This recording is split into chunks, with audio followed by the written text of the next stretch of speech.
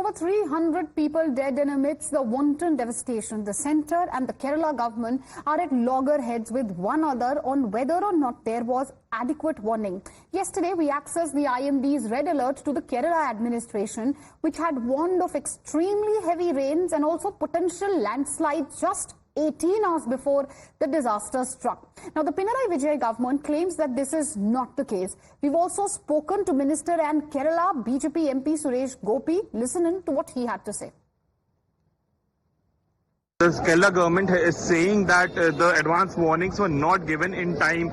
There was an orange alert, which means be prepared, not red alert, which requires action. The Home Minister has put it on record in the Parliament. Who do you want to believe? And to add to that, the state government has also written to the Principal Secretary, this is of the Department of Science and Technology, asking it to direct all the science and technology institutions to not undertake any field visits to the Medapaddi village. But amidst the backlash, the state government had to finally withdraw this order, and they've clarified that the intention wasn't quote-unquote to deter scientific community, but to ensure that no statement from them causes any panic amidst the people. Congress MP E.B. Eden, who's also been vocal about the Wayanad landslide in the parliament, has spoken to us about the same. Listen in. No, we should understand, the people of this country should understand why frequent landslides are happening, what is the ecologically sensitive part in Kerala, which continuously disasters have been happening. And there has also been a conflict between the central and state government regarding the early warnings, etc. So when more scientific analysis happens on this, I think the people would get better understanding of the situation. So we would welcome the situation.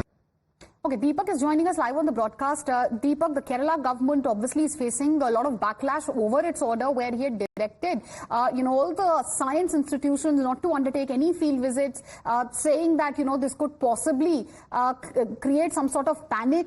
But now that the Kerala government has really backpedaled on the same, what's the clarification given by the Pinarayi Vijayan government for this U-turn?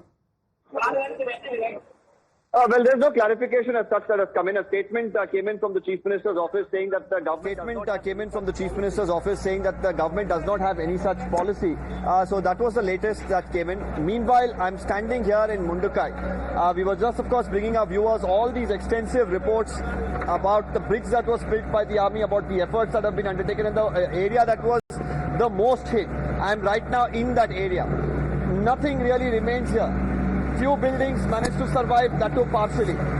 Now, these earth movers, these heavy equipment that you're looking at, is able to come in here because of the bridge that was built earlier. I'm going to ask my video journalist now to, of course, try and show you all around as rescue efforts continue from various teams. The army is operating here, the NDRF is operating here, the fire personnel are operating here. What you get to see right now is just, massive, large-scale destruction. And this is destruction to an extent that one cannot really fathom, considering the fact that, entire houses right now are under the rubble. Some of these, of course, have been partially destroyed. These are a little elevated. You see a mosque there that is partially destroyed. A church there on top right next to it, which is partially destroyed. As now I pan my camera once again to show you, you'll even see parts of a car where some of the fire personnel there are standing. There are parts of a car that is under the rubble, and excavating this manually was nearly impossible. And these are entire houses. And there were sniffer dogs that were used to identify where there could be people trapped inside. Where, of course, they've been able to, of course, get about 20 bodies from this site up until now, and they fear there would be many more under the rubble.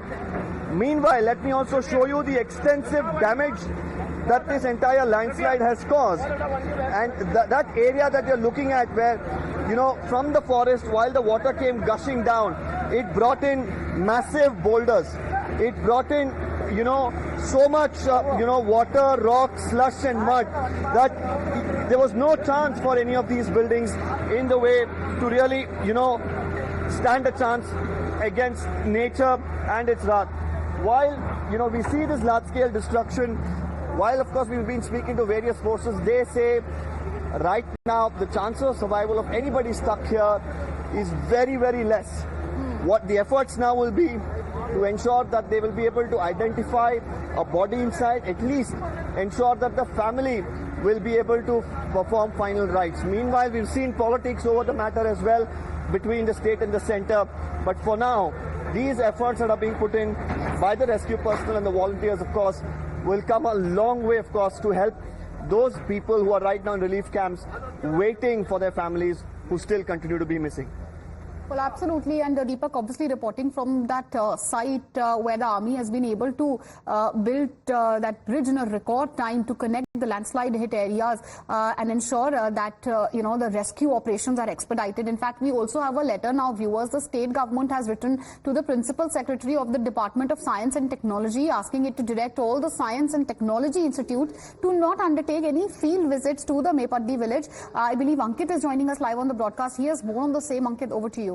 So this is the Chief Secretary of the Government of Kerala, Meenakshi, Dr. Venu V, and he is responding on what has been termed a gag order and how they have now revoked it. So he says a note was issued by the Principal Secretary Disaster Management to the Principal Secretary Science and Technology regarding exercising restraint and expressing opinions related to the landslide. I would like to clarify that this advisory was not issued with an intent to restrain the scientific community of the state from conducting studies and providing insights. The objective was to discourage statements and opinions by persons belonging to scientific institutions of the state that may be misrepresented or misquoted to create panic and confusion among the public, particularly during the sensitive time. Although these are exceptions, such a few instances have come to light in the last few days.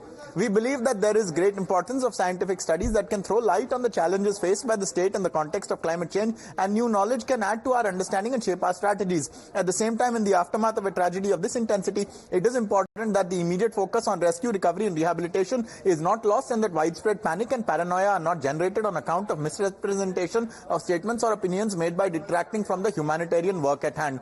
As the note does not convey this accurately, it is being withdrawn with immediate effect. So this is what the Chief Secretary of Kerala said, withdrawing what has been called a gag order. Absolutely, Ankit. Thank you for taking us through the contents of that letter. In fact, politics over the same is also escalating. Viewer, we have a reactions coming in of Rajiv Chandrasekhar. Let's listen in.